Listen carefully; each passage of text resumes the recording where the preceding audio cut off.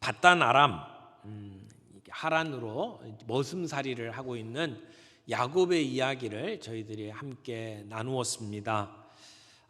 베델에서 하나님께서 내가 어디로 가든지 너와 함께 하겠다라고 하나님은 약속을 하셨고, 또 그 밧단 아람으로 가서 생활하는 그 삶 속에 하나님은 그 약속을 지켜주셨습니다. 그래서 그의 삶을 점점 축복받은 삶으로 만들어 주셨습니다. 야곱이 외갓집이자 처갓집이 된 이 라반의 집에서 아이들이 많이 나왔습니다. 야곱의 자녀들이 아들들이 12이었는데 그 중에 11가 이 처갓집에서 낳은 자식들입니다. 어떻게 보면 그 야곱이 라반의 집에 머물러 있는 동안의 삶은 이스라엘 백성들이 나중에 애굽에 가 있었던 삶하고 아주 비슷합니다. 라반이 야곱을 핍박하고 그를 괴롭게 했던 것처럼 이스라엘 백성들이 애굽에 있을 때 바로 왕이 이스라엘 백성들을 괴롭게 만들었죠. 그러나 그런 핍박 속에서도 이스라엘 백성들은 점점 숫자가 늘어나고 번성했습니다. 야곱이 라반의 집에서 그랬어요. 그래서 하나님께서는 야곱을 힘들게 하는 라반을 통해서 야곱이 번성하게 만드셨고 야곱에게 축복을 하셨습니다. 그러나 그 삶을 살아가는 야곱이 그냥 행복했다라고만은 말할 수가 없을 것 같아요. 왜냐하면 아내가 둘이 있었고 첩이 둘이 있었고 그 네 여자와 함께 살아가는 삶이 그렇게 행복할 리가 없었을 거라고 생각을 합니다. 여러분 그 TV에 나오는 드라마들 가끔 보시면 뭐 여인천하라든지 이런 사극들을 보게 되면 그 궁중 안에서 아내들끼리 그 싸우는 그 모습들을 여러분 아시잖아요. 거기에 끼어서 사는 왕이 행복할 리가 없잖아요. 어떤 사람은 뭐 솔로몬이 처첩 천을 데리고 사니까 행복했다라고 말할지 모르지만 저는 행복할 것 같지는 않은 것 같아요. 얼마나 피곤하고 복잡한 삶을 살았을까요? 저는 야곱이 여기 아내 둘과 첩 둘을 데리고 살아가는 삶이 결코 행복한 삶이 아니었다고 생각을 합니다. 서양 속담에 이런 말이 있어요. 두 아내를 데리고 살 만큼 넓은 집은 세상에 없다. 아내가 둘이면 서로 눈치 보느라 얼마나 피곤하겠습니까? 근데 야곱에게는 4명이나 되었단 말이에요. 그 결혼 생활을 오늘 성경이 우리에게 보여줍니다. 지난주에 저희가 그 야곱의 삶을 한마디로 이렇게 정리해줬죠. 아침이었다, 보았다, 레아였다. 그는 라헬만 자기 아내로 삼으면 자기의 인생이 필 거라고 생각을 했어요. 그런데 그 꿈이 산산조각 나는 것을 결혼식 다음 날 깨닫게 되죠. 아침이었다, 보았다. 그런데 라헬이 아니라 레아였다. 이렇게 이야기를 합니다.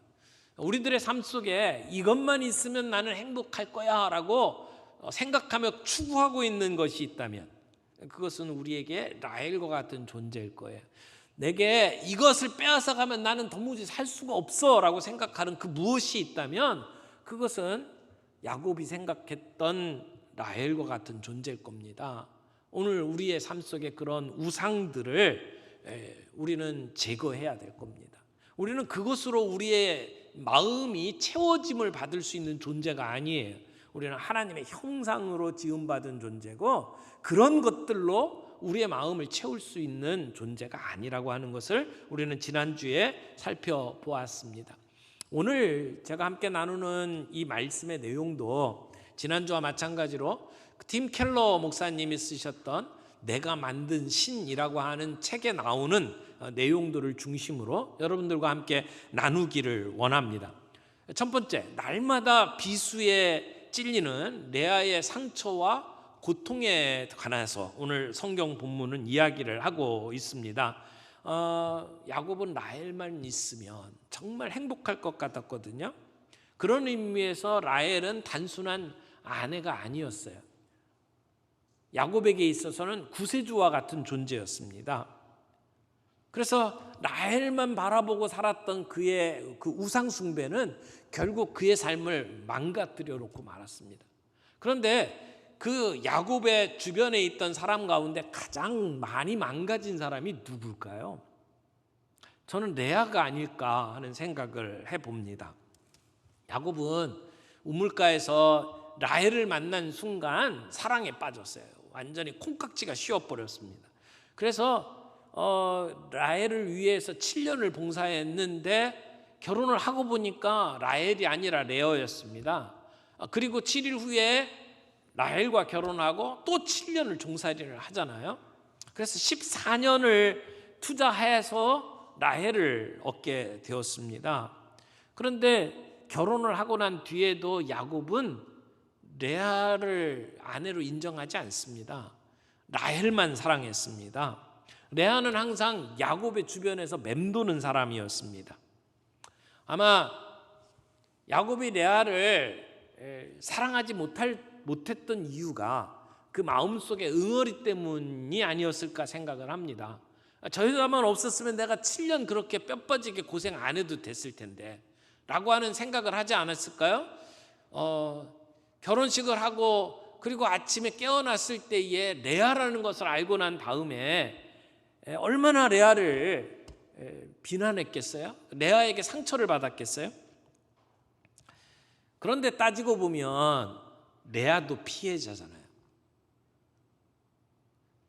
인생을 살다 보면 피해자와 가해자가 이게 막 섞여져 가지고 누가 피해자인지 누가 가해자인지도 모르는 상태가 되어버립니다. 그런데 사실 레아만큼 상처받고 버림받은 인생이 있을까요? 레아는 첫째 딸이에요. 근데 레아에 대해서 성경에서 이야기하고 있는 내용이 별게 없어요. 지난주에 우리가 봤던 본문을 보게 되면 레아는 시력이 약하고 라헬은 곱고 아리따우니 이렇게 돼 있어요. 시력이 약하다라고 하는 건 두 가지로 해석할 수 있다고 그랬죠. 눈매가 예뻤다, 부드러웠다. 근데 딴 건 없고 눈매만 예쁜 거예요.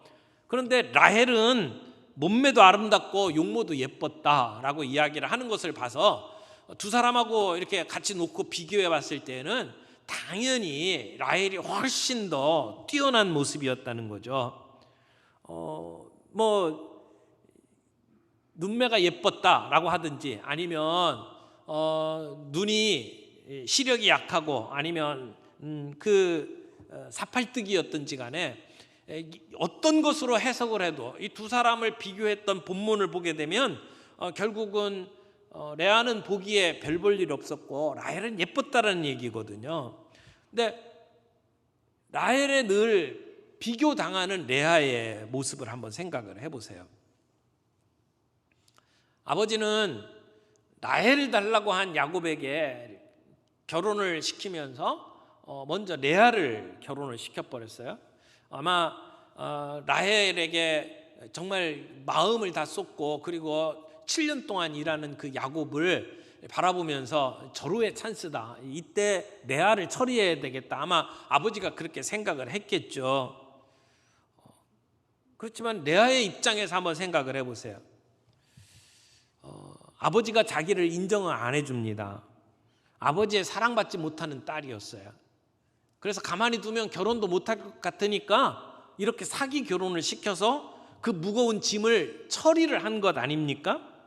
사람들은 언제나 자기와 동생을 비교합니다. 그래서 때로는 비웃기도 하고 때로는 동정을 보내기도 합니다. 그런 사람들의 시선을 바라봤던 레아, 얼마나 마음이 힘들었겠습니까? 언제나 사람들하고 모이면 특별히 남자들의 시선은 레아에게 갔을 거예요. 그런 모습을 보면서 레아가 아니라 라헬에게 갔겠죠. 그러면 레아가 그 모습들을 보면서 마음에 질투심이 일어나고 또 어떤 면에 있어서는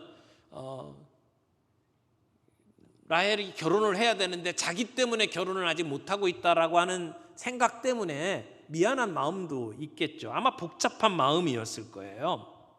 근데 결혼을 했어요. 아버지에게 부담스러운 존재, 아버지의 사랑을 받지 못했던 레아는 결혼한 뒤에 남편에게 사랑을 못 받습니다. 대놓고 라헬만 사랑하는 야곱의 모습을 보면서 살아가야 했습니다.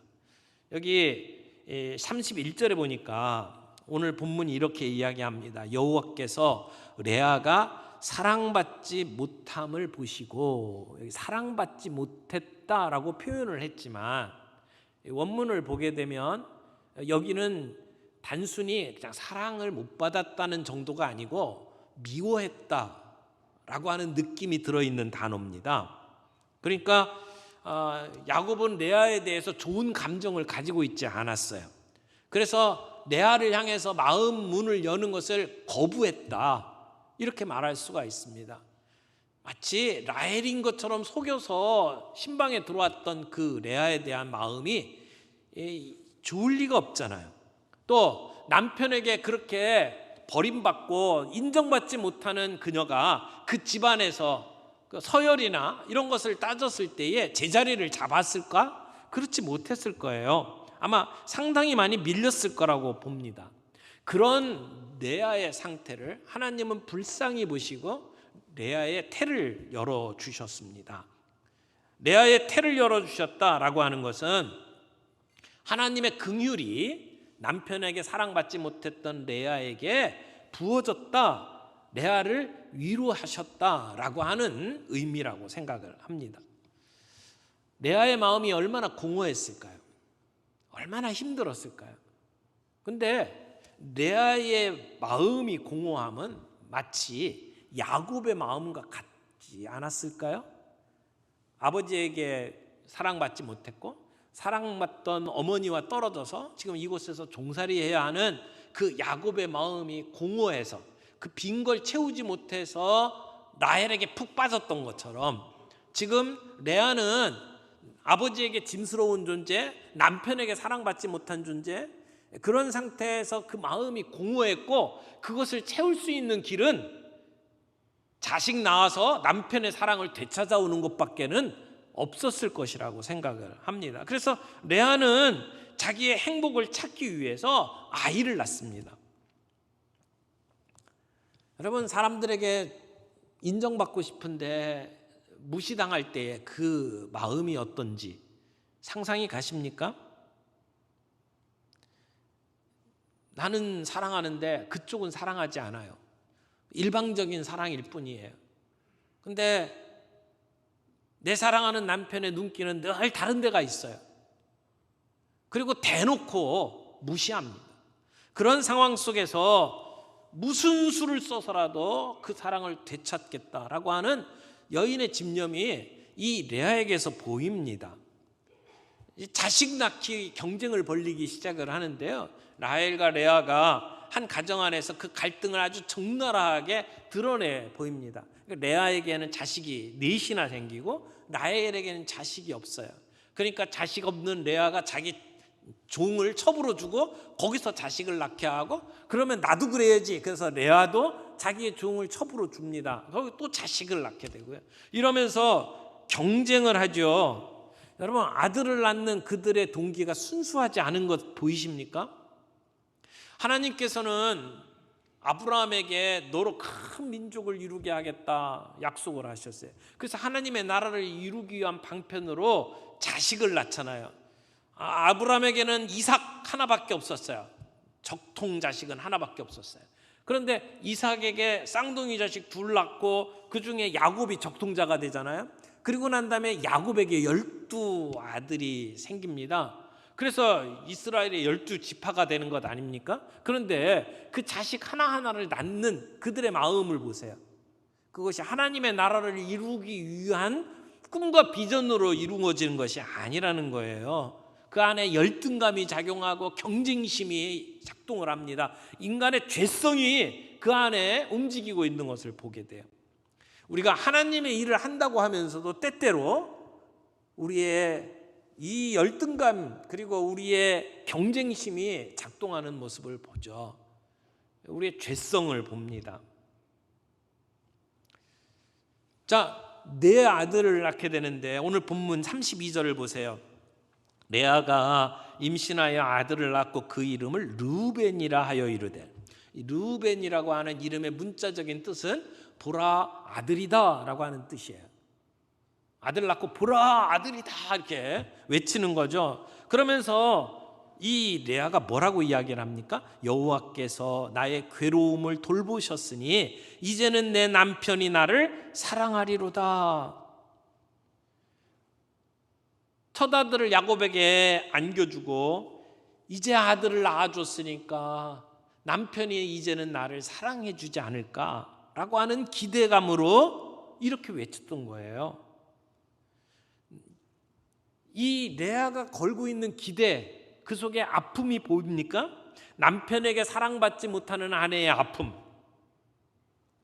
당대에는 아들을 낳아주는 것이 남편에게 사랑받는 최선의 방법이었습니다. 레아는 그렇게 아들을 낳아주면 나를 사랑할 것이라고 생각을 했죠. 그러나 이게 통하지 않았습니다. 레아는 그 모든 희망과 꿈을 남편에게 두고 있었어요. 그래서 아들만 낳으면 남편이 나를 사랑해 줄 거야. 내 이 불행한 삶도 결국은 끝을 보게 될 거야 라고 생각을 했는데, 그런데 그게 생각처럼 안 되는 겁니다. 야곱이 라헬만 얻으면 내 인생 풀릴 텐데 라고 생각했던 것과 지금 레아가 아들 낳고 그러면 남편이 나를 사랑해 줄 거야 라고 생각을 했던 것과 똑같은 모습이에요. 그래서 레아는 아이를 낳고 또 낳습니다. 아이를 낳을 때마다 남편이 자기를 사랑해 줄 것을 기대합니다. 그러나 그녀의 기대는 늘 물거품이 되어버렸어요. 야곱은 평생 레아를 자기 아내로 사랑하지 않았습니다. 두 번째 아들을 낳습니다. 33절에 보니까 33절에 레아가 둘째 아들을 낳고 뭐라고 이야기했어요? 여호와께서 내가 사랑받지 못함을 들으셨으므로 내게 이 아들도 주셨도다 하고 그의 이름을 시므온이라고 붙였어요. 시므온은 들으심이라는 뜻이에요. 들으셨다. 내가 남편의 사랑받지 못해서 하나님 앞에 늘 하소연했던 것을 하나님이 들어주셨다라고 하는 의미로 시므온이라는 이름을 붙인 거죠. 남편에게 사랑받고 싶지만 그러나 계속해서 미움만 받고 있던 이 레아의 불행한 마음이 여기 이름 속에 담겨져 있잖아요. 여러분, 아이를 낳고 난 다음에 레아의 마음이 풀렸을까요? 그런 기대감과 소망을 가지고 남편을 바라봤지만 그러나 더 깊은 불행 속에 빠질 뿐이에요. 자기 동생 라헬은 결코 내가 따라갈 수 없는 걸 갖고 있어요. 외모도 예뻤고 그리고 남편의 모든 사랑이 거기에 가 있는 거예요.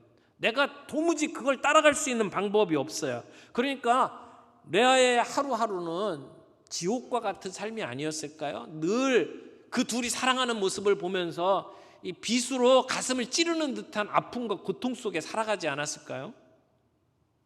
야곱은 운명적인 로맨스를 추구하는 사람이었고 레아는 전통주의자였어요. 자식 낳으면 남편이 나에게 돌아올 것이다 라고 생각을 했어요. 그런데 야곱도 실패하고 레아도 실패한 모습을 보게 되는 거죠. 결국은 내가 그것으로 구원받기를 원해요. 내가 그것으로 내 신분 상승을 원해요. 그런데 둘 다 실패하는 모습을 보는 겁니다. 그들이 추구하는 것은 인간이지 하나님이 아니었어요. 인간에게 거는 기대는 다 실패할 수밖에 없어요. 사람에게 뭔가를 채움을 받기를 원한다. 잠시일지 모르지만 그것이 우리의 마음의 빈 공간을 채울 수 있는 사람 아무도 없다는 겁니다. 흔히 하는 말 중에 이런 말이 있죠. 남자는 사랑을 이용해서 섹스를 얻고 여자는 섹스를 이용해서 사랑을 얻는다라고 이야기를 합니다. 그런데요, 사실은 양쪽 다 가짜입니다. 양쪽 다 우리가 만든 신입니다. 우상입니다. 야곱은 미모의 아내를 얻어서 자기의 삶의 행복을 추구했지만 실패했습니다. 레아는 자식을 낳고 남편의 사랑을 되찾기를 원했지만 그러나 실패한 거죠. 늘 자기와 잠자리는 같이 하면서 마음은 딴 데 있는 야곱을 바라보는 레아의 마음. 여러분, 그런 레아가 셋째 아들을 얻습니다. 34절 보세요. 그가 또 임신하여 아들을 낳고 이르되 내가 그에게서 새 아들을 낳았으니 내 남편이 지금부터 나와 연합하리로다 하고 그의 이름을 레위라고 했어요. 레위라고 하는 말은 이렇게 매였다, 연합했다 그런 뜻이에요. 그러니까 셋째 아들 이름을 레위라고 짓고 이제는 아들 셋까지 낳았으니까 남편이 이제는 나에게 매일 것이다 라고 기대를 한 거죠. 그러나 이 희망도 물거품이 되었습니다. 그렇다면 레아의 마음은 늘 공허할 수밖에 없었을 거예요. 불행했을 것입니다. 내가 이렇게 헌신하고 내가 이렇게 뭔가를 하면 내가 사랑을 얻을 수 있을 텐데 라고 생각하는 것이 오늘 우리 현대인들이 생각하고 있는 우상이다 이렇게 말할 수 있습니다. 백마탄 왕자님을 바라는 모습, 그래서 거창하게 프로포즈하면서 나에게 다가오면 그게 내 모든 인생을 다 채워줄 것처럼 생각하는 그러한 그 갈망, 그것이 우리를 포로로 만듭니다. 우상의 포로죠. 요즘 시대에 보게 되면요, 이제 자유롭게 연애하면서 살아라 이런 조언들을 참 많이 해요.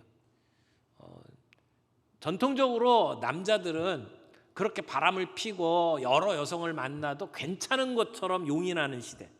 그런데 요즘은 한술 더 떠서 여성들도 그렇게 살아라 라고 조언하는 시대. 제가 2006년도 한국일보 기사를 보니까 이런 기사가 떴더라고요. 위기의 아내들, 평범한 주부들까지 애인 만들기 유행. 애인 하나 없는 여자는 6급 장애인. 그러면서 이렇게 썼어요. 요즘 중산층 주부들 사이에 떠도는 말이다. 수년 전까지만 해도 서울 강남의 일부 유한 마담들 사이에서나 유행하던 애인 만들기가 평범한 주부들까지 급속히 번지고 있다. 이게 2006년도 얘기거든요. 근데 요즘에 우리 주변의 삶의 모습을 한번 가만히 지켜보세요. 이게 유행이 되어버렸어요. 요즘에 애인 없이 사는 남자, 애인 없이 사는 여자가 없다고 이야기할 정도로 우리 사회는 이렇게 무너져 버렸어요. 근데 이것이 다 결국 따지고 보면 지금 자기의 공허함을 채우기 위한 또 다른 우상들이라고 말할 수밖에 없죠. 모든 우상 숭배는 사람을 노예로 만듭니다. 우리 이 세상에 살아가는 많은 사람들이 결국은 일종의 노예 생활을 하고 있지 않나라고 생각을 할 수밖에 없어요. 그런 우상 숭배는 우리의 정당한 또는 제대로 된 판단을 가로막고 아주 이상한 방향으로 우리를 끌고 갑니다. 지혜로운 판단을 내릴 수 없도록 만들어버리죠. 이것이 우상 숭배의 폐해입니다. 자, 오늘 날마다 비수에 찔려 고통당하고 있는 그러한 레아의 모습을 보았습니다. 그런데요, 두 번째 생각할 것은 이런 고통 속에서 레아가 신앙 고백을 하게 됩니다. 고통 속에서 드러나는 레아의 신앙 고백을 함께 볼 수 있기를 바랍니다. 여러분, 이 레아의 삶의 모습은 안타까운 이야기예요. 그런데 이런 망가지는 그러한 가정의 이야기 가운데에 영적인 변화를 경험한 사람이 하나 있어요. 그게 레아입니다. 이 안타까운 사형 속에서도 하나님께서는 묵묵히 하나님의 일을 행하십니다. 하나님께서 레아 안에 어떤 일을 행하셨는지를 우리가 살펴보기를 원합니다. 여기 레아가 자녀를 낳고 이름을 지으면서 계속해서 했던 이야기를 보게 되면 하나님이 나와요. 32절에 보니까 여호와께서 나의 괴로움을 돌보셨으니, 33절에 보니까 여호와께서 내가 사랑받지 못함을 들으셨으므로. 여러분, 이 비참하고 공고한 삶 속에 레아가 지금 뭘 바라보고 있나요? 여호와 하나님을 바라보고 있어요. 레아가 하는 말 속에 여호와라고 하는 말이 등장을 합니다. 레아가 어떻게 여호와를 알게 되었을까요? 라반의 집은 하나님을 섬기는 집안이 아니었어요. 그들이 갖고 있던 전통적인 종교가 따로 있었습니다. 그런데 지금 레아가 여호와를 부르고 있어요. 그렇다면 이것은 분명히 야곱이 아버지, 할아버지로부터 들어왔던 그 약속을 이야기를 할 때에 그걸 자기의 신앙으로 받았다는 얘기예요. 친정집에 있던 종교를 버리고 남편의 종교로 지금 옮겨왔다는 거죠. 그래서 남편의 이야기를 통해서 하나님을 알게 되고 이 공고한 삶 속에서 하나님을 붙잡고 있는 것을 보게 됩니다. 여러분, 야곱은 평생 레아를 사랑하지 않았다고 말씀을 드렸어요. 이러한 실망과 좌절 속에서 레아가 버틸 수 있는 힘이 어디에 있었냐? 하나님을 붙잡은 데 있었어요. 자기의 힘들고 어려운 문제를 하나님 앞에 하소연했고 하나님께서 내 하소연을 들으셨다라고 고백을 하고 있잖아요. 레아는 만족스럽지 못한 결혼 생활로 불행했지만 그럼에도 불구하고 그 고난 속에서 하나님을 인격적으로 만난 거예요. 물론 상황이 변화되지 않았어요. 남편의 사랑이 돌아오지 않았습니다. 그러나 그런 삶 속에서도 그는 하나님을 붙잡고 있어요. 네 번째 아들을 낳고 뭐라고 했는지 보세요. 35절. 그가 또 임신하여 아들을 낳고 이르되 내가 이제는 여호와를 찬송하리로다 하고 이로 말미암아 그의 이름을 유다라 하였고 그의 출산이 멈추었더라. 넷째 아이를 임신하고 낳습니다. 그 아이에게 이름을 주었는데 뭐라고요? 유다라고 이름을 지어줬어요. 유다라고 하는 말의 뜻은 찬양 받으신다, 이런 뜻이에요. 찬양. 이제야말로 내가 여호와 하나님을 찬양하리로다 라고 하는 마음이 그 이름 속에 담겨져 있습니다. 이 이름 속에는 어떻게 보면 레아가 하나님을 향해서 가지고 있는 신앙이 완전히 달라졌다라고 하는 것을 느낄 수 있어요. 어떻게 보면 후련함도 있고 당당함이 그 안에 담겨져 있는 것을 보게 됩니다. 여러분, 앞에 첫째, 둘째를 낳았을 때는 여호와의 이름을 불렀어요. 그러면서도 레아의 갈망은 뭐였습니까? 하나님이 아니었어요. 남편의 사랑이었어요. 내가 이렇게 자식을 낳았으니까 남편이 나에게 돌아올 것이다. 내가 자식 셋 낳았으니까 이제는 남편이 나한테 매일 거다, 이렇게 생각을 했잖아요. 그러니까 남편에 대한 사랑을 갈구하는 게 그게 첫 번째, 두 번째, 세 번째 자녀를 낳았을 때의 고백이었단 말이에요. 심지어 세 번째 아들을 낳았을 때, 레위라고 이름을 졌을 때는 하나님의 이름을 부르지도 않았어요. 그렇죠? 그리고는 남편 타락만 합니다. 내가 애 셋 낳아줬으니까 이제는 나한테 매이겠지 라고 생각을 했단 말이에요. 어쩌면 첫 번째, 두 번째 하나님의 이름을 부르면서 남편 사랑을 갈구했는데 이루어지지 않으니까 이제는 아예 하나님의 이름을 부르지도 않는 상태처럼 보여요. 그런데 이 네 번째 유다를 낳았을 때, 그러니까 셋째하고 넷째 사이에 뭔가가 있었던 것 같아요. 성경이 기록하지는 않고 있지만 지금 완전히 입장이 달라졌습니다. 무슨 일이 벌어졌을까요? 네 번째 아이를 낳고 나서는 남편 얘기가 사라졌어요. 남편의 사랑이 나에게로 오겠지, 그런 갈망이 없어요. 그리고 뭐라고 이야기를 합니까? 하나님을 찬양하는 것만 남은 거예요. 세 번 아들을 낳고 보니까 아무리 아들을 낳아도 남편 사랑이 돌아오지 않는다는 것을 깨달은 거죠. 남편 사랑을 얻는다라고 하는 것이 헛된 것이구나 라고 하는 것을 레아가 깨달은 거예요. 아들을 도구로 사랑을 획득한다, 이거 헛된 것이다 라고 하는 것을 레아가 깨달은 겁니다. 그러니까 이제는 아들을 주시든지 안 주시든지 남편 사랑이 돌아오든지 안 돌아오든지 나는 상관없이 주님을 찬양하겠습니다 라고 외치는 겁니다. 자기의 마음속에 그렇게 갈망했던 소망을 내려놓는 겁니다. 그리고 그 소망을 어디에 두는 거예요? 하나님께 두는 거예요. 내 모든 문제를 해결하실 수 있는 분 하나님밖에 없습니다. 나는 이제부터 상황이 어떻든지 하나님을 찬양하겠습니다 라고 고백하는 것이죠.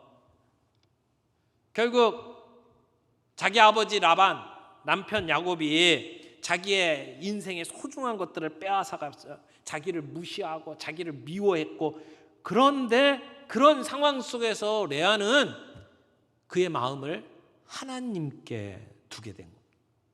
그래서 하나님을 찬양한다고 고백하는 그 순간 레아의 삶 속에 새로운 인생이 펼쳐지는 거예요. 삶에 힘들고 어려운 문제들이 생길 때 우리는 두 가지 선택들을 하죠. 하나는 포기를 해버리는 사람. 정말 어려운 일이 생기면 이제 끝났구나 생각하고 좌절하고 포기해버려요. 근데 어떤 사람들은 아주 공격적으로 바뀝니다. 근데 레아는 그의 지금 힘든 상황 속에서 포기한 것도 아니에요. 그렇다고 싸우겠다고 대드는 것도 아니에요. 제3의 길을 선택을 한 겁니다. 내 인생의 문제를 해결해 주실 수 있는 분, 내 인생에 만족감을 주실 수 있는 분 오직 주님밖에 없습니다. 그러면서 주님 앞에 무릎을 꿇고 주님만 바라보는 삶을 선택한 거죠. 이 삶을 이렇게 말할 수 있어요. 세 번째, 하나님의 품에 안기는 신앙, 이렇게 표현을 했죠. 여러분, 레아의 마음속에 하나님을 향한 신앙이 생겼어요. 레아의 마음만 바뀐 게 아니에요. 레아를 통해서 일을 이루어 가시는 하나님의 놀라운 역사도 이루어집니다. 하나님께서 레아에게 해주신 일이 뭘까요? 지금 본문에는 나오지 않아요. 그러나 나중에 그의 삶을 쭉 이어가 보면 하나님께서 레아를 통해서 이루신 일이 나옵니다. 창세기 49장에 보면 이제 야곱이 자기 아들들 하나하나를 놓고 축복을 하는 장면이 나와요. 근데 그 축복하는 장면에 유다에게 축복한 내용이 49장 8절부터 10절까지 나옵니다. 여기 49장 8절부터 10절까지의 내용을 세 번역으로 제가 읽어드립니다. 유다야, 너의 형제들이 너를 찬양할 것이다. 너는 원수의 멱살을 잡을 것이다. 너의 아버지의 아들들이 내 앞에 무릎을 꿇을 것이다. 유다야, 너는 사자 새끼 같을 것이다. 나의 아들아, 너는 움켜진 것을 찢어먹고 굴로 되돌아갈 것이다. 엎드리고 웅크리는 모양이 숫사자 같기도 하고 암사자 같기도 하니 누가 감히 범할 수 있으랴. 임금의 지휘봉이 유다를 떠나지 않고 통치자의 지휘봉이 자손 만대까지 이를 것이다. 권능으로 그 자리에 앉을 분이 오시면 만민이 그에게 순종할 것이다. 이렇게 예언을 합니다. 여러분 잘 보세요. 하나님께서 아무에게도 사랑받지 못한 여인 레아에게 찾아오셔서 그 후손 가운데 다윗이 태어나게 하시고 그 후손 가운데 메시아인 예수 그리스도가 태어나게 만드셨다는 거죠. 결국 메시아 예수님이 태어나실 계보의 조상이 되도록 만들었다. 하나님의 구원의 통로가 임하는 것은 아리따운 라헬을 통해서 이루어진 게 아니었다는 겁니다. 볼품없고 아무도 원하지 아니하는 레아를 통해서, 남편으로부터 버림받았던 그 레아를 통해서 하나님의 구원이 임하고 있는 사실을 보십니까? 이것이 측량할 길 없는 우리의 지혜를 뛰어넘으시는 하나님의 구원의 방식입니다. 하나님은 사람들이 보잘것없다고 생각하는, 아니 어쩌면 실패자라고 생각하는, 루저라고 말하는 그런 사람들을 통해서 하나님은 구원의 역사를 이루어 가셨다는 거죠. 하나님께서는요, 의외의 사람들을 사용하십니다. 하나님은 약자들을 사랑하십니다.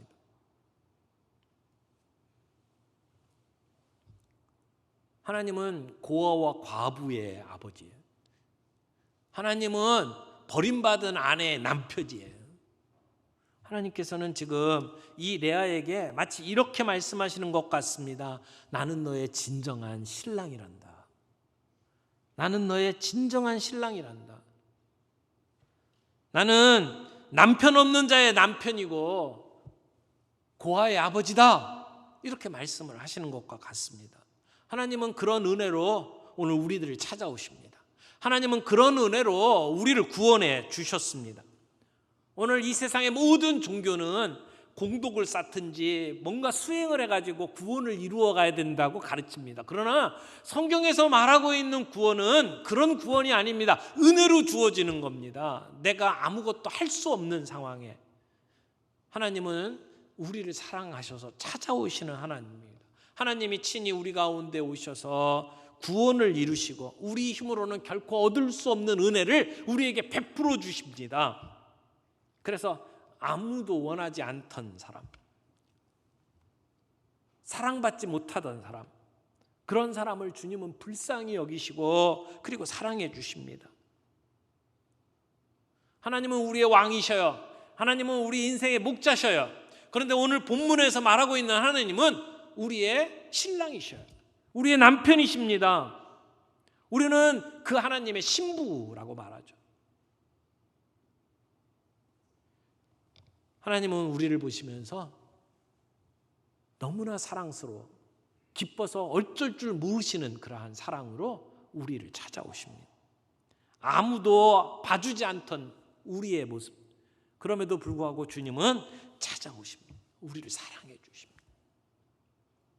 우리의 인생 때로는 레아와 같이 힘든 삶을 살아갈 때가 있어요. 그러나 그런 삶 속에서도 우리가 세상을 이길 수 있는 힘이 어디에서 나옵니까? 우리 주님의 품에 안기면, 하나님의 사랑에 안기면 우리는 이 세상을 살아갈 수 있는 힘을 얻습니다. 우리의 환경을 이길 수 있는 능력을 얻습니다. 레아와 같이 힘들고 어려운 삶을 살아가는 우리들이 꼭 들어야 될 주님의 음성입니다. 내가 너의 신랑이란다.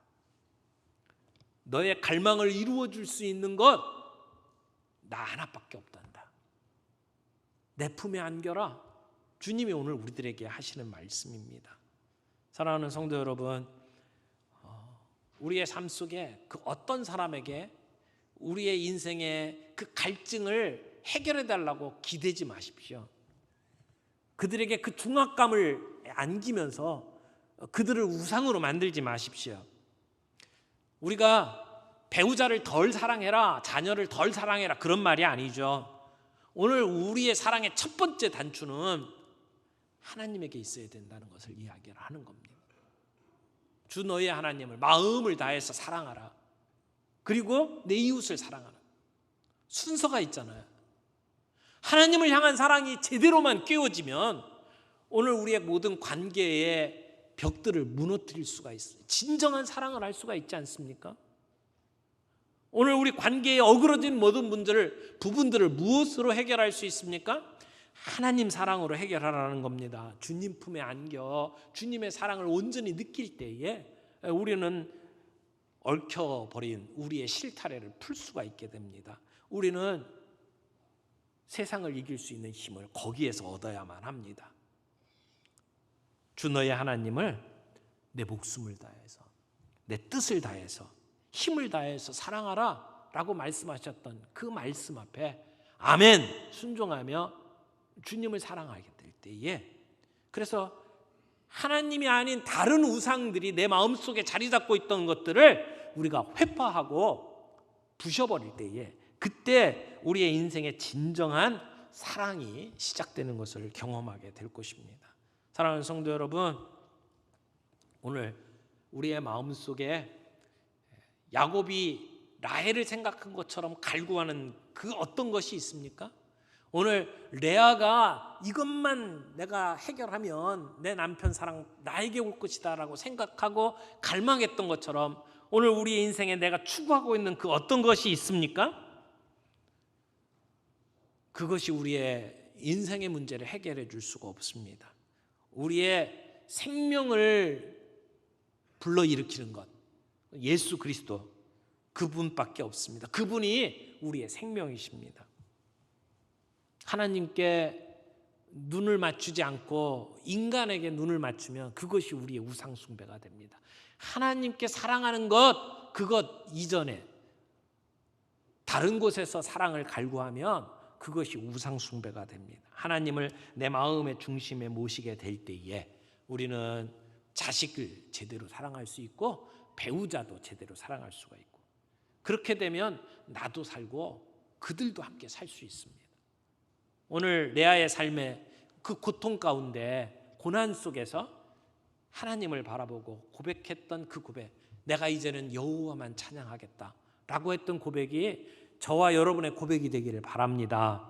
그래서 주님만이 내 생명이고 주님만이 내 인생의 빛이십니다. 내 힘은 주님으로부터 옵니다. 고백하며 진정한 사랑 고백을 할 수 있는 저와 여러분들이 되기를 바랍니다.